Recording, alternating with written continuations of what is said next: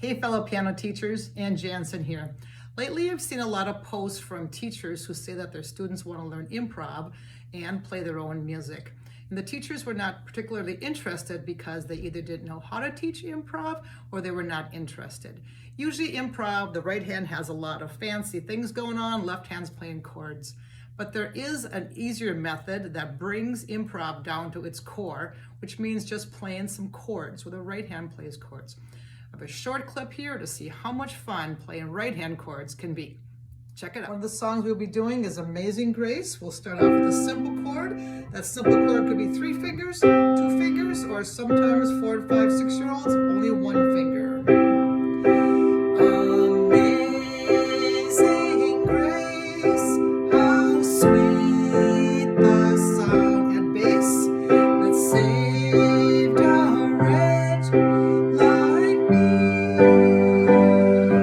4-note chords. I once was lost. 7th chord, but now I'm found. Was blind, but now I see. Extra chord.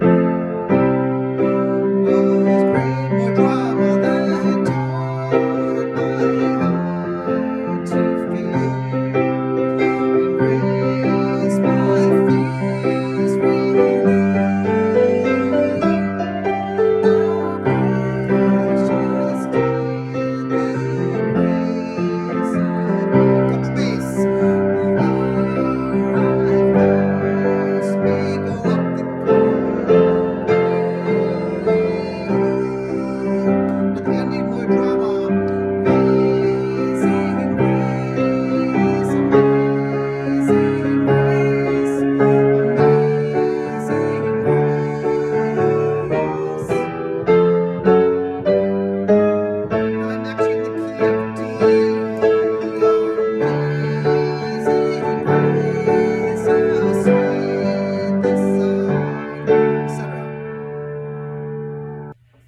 Someone just stopped over at my house. We're going to play a song together. This is Jammin'.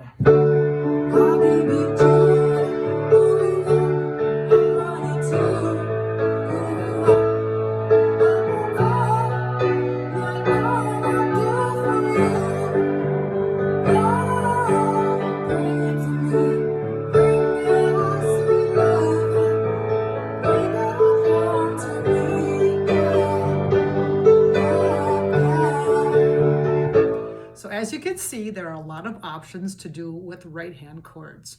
There's a culture that used to be passed on, and that was what people would gather. They would sing together, and I have a passion of keeping this going. In my own family, we have a lot of fun jamming together. I know I was gone for a wedding this weekend, and I was at the practice. When I came home, I heard my kids had jammed together with guitar, drums, piano, voice.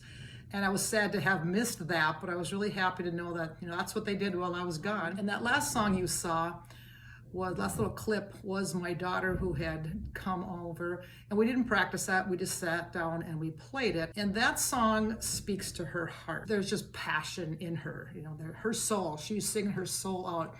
And that song got her through 2 bouts of cancer. But when her brain was mush, as if happens when you are on chemo, she couldn't play her regular piano pieces, but she could play these chords, and she would sing and play when she felt good. Also, I go to the nursing home with my students, pre-COVID of course, but this was their favorite thing to do because they could just play these big chords. Other times I take them places and they play recital pieces, but there's just less stress because they're playing the big chords and they're just accompanying. We're just being together. And sometimes the parents join in with their instruments, ask the little siblings to come up, give them shakers, and it's just, like I said, a lot of fun. I want kids to connect to the piano, as you do, I'm sure. I still teach my traditional way of teaching. I still have my ideas of where I think they should go, but I do stick a little bit of accompaniment into every lesson. My students do make binders. I have them get a clear view one, and they could make their cover. And then, we start with my songs, and eventually they put their own songs in there. My youngest son sings professionally, and he always has his binder along, and that binder started in piano lessons and guitar lessons when he was young. And there probably aren't any songs in there that I gave him, but he has a great big binder so he can take requests. But that song book his binder is one of his favorite things that he owns. And sometimes we just do this in the summer, lighter load with the other work, but we do a lot of improv. But so many options here. So there are 2 free lessons online. One is for teachers who have had no experience with right hand chords, and another one for teachers who have had some experience with right hand chords.